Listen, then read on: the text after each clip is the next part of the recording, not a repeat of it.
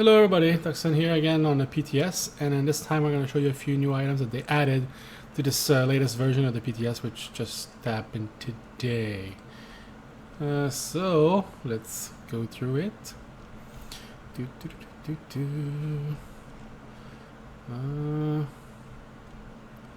So we're getting closer to the release. So now things are starting to get together and actually look like something, unlike at the beginning where everything was kind of all over the place.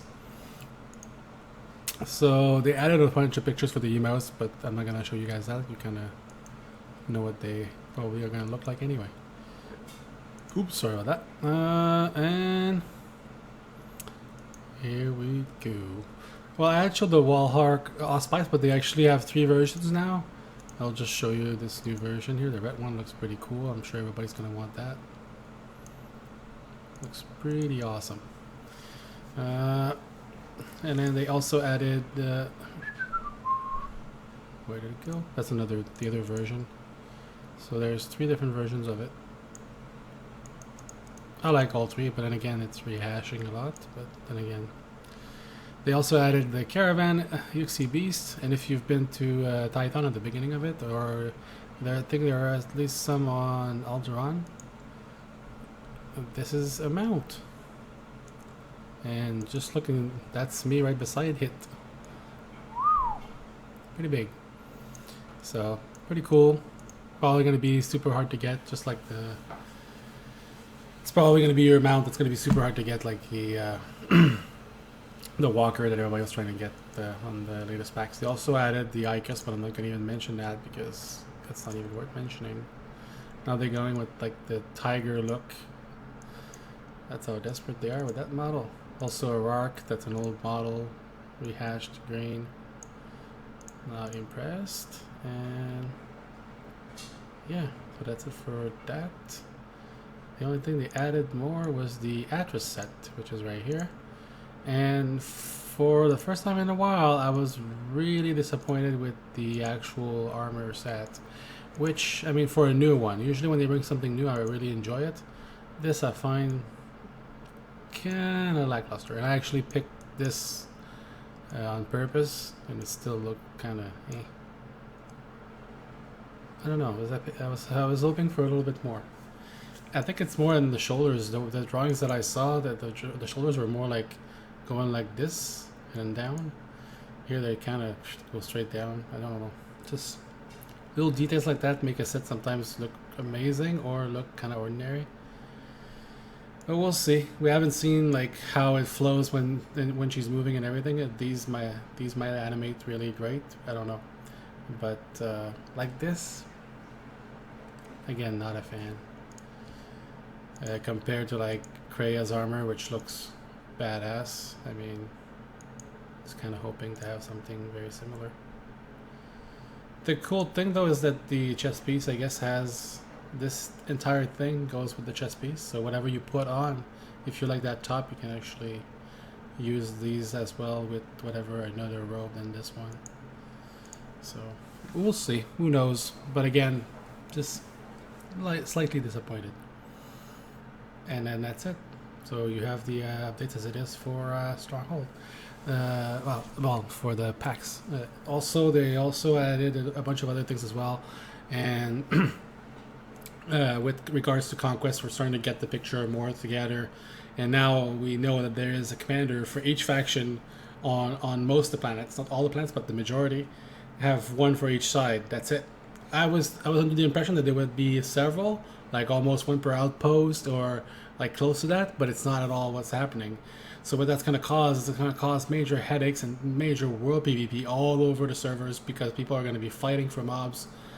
It's going to be, I think it's going to get very nasty, but it has also a really awesome potential of bringing like just that epic war that everybody wants to get going. That's definitely going to do that. It's definitely going to also piss off the small guilds, because they're going to have to unite with other small guilds or bigger guilds to kill things.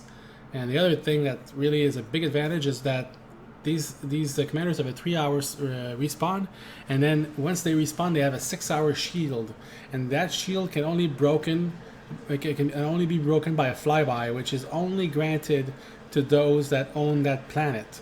So at the first day, it's going to be insanity. People are going to be like going crazy to try to kill as many commanders before everybody else, because and for that whole sixth day, because it's going to be the first one and there's going to be nobody owning anything. So therefore, every 3 hours is going to be constant, like people just killing. Well, not every 3 hours. That's wrong. Every 9 hours, because after the 3 hours, you're going to have to wait the entire shield. No one's going to be able to break them off the first week. So it's going to create these long waits of 9 hours for each, and then after that, it's going to be chaotic anyway, because everybody's going to be able to go and get them. It's not going to be like, oh well, I got to wait another hour for the shield to dissipate, and then also you also have that like threat of that guild that owns that planet to come down and break the shield before the end and take the mob and kill it. So again, they say it should take about 3 to 4 people to take them down. They have about 500k health, which is not much.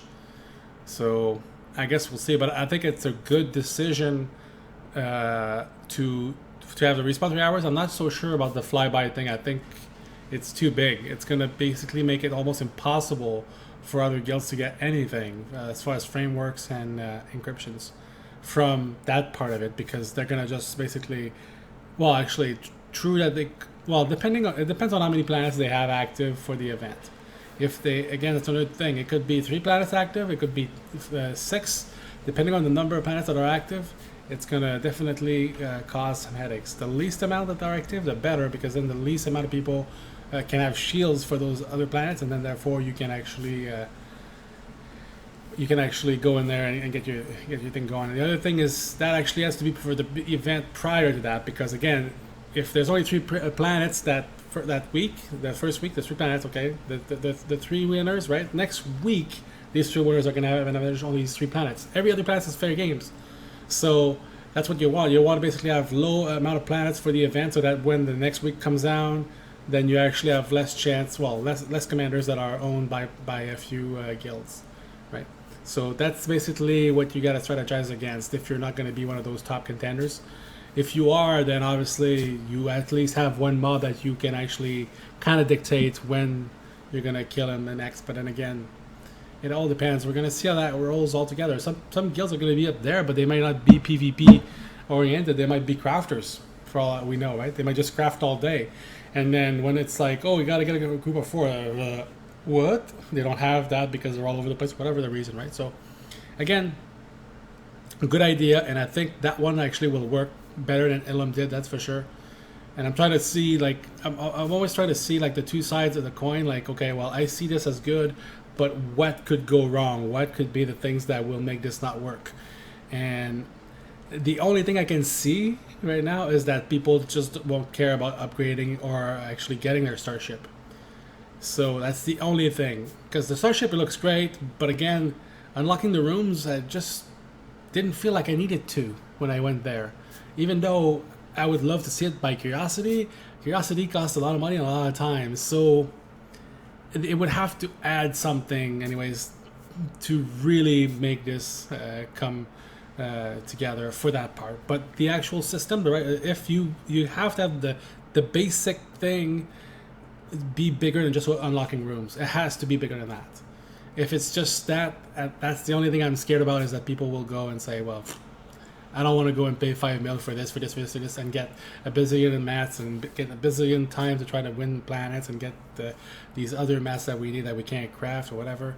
Like, there's so much crafting involved to begin with. I don't know. I think people are just gonna crumble under that amount of crafting, and then the word PvP might not help at the end, because technically it works. The system they had works, except again, just that part that says, hey, why would I do this for?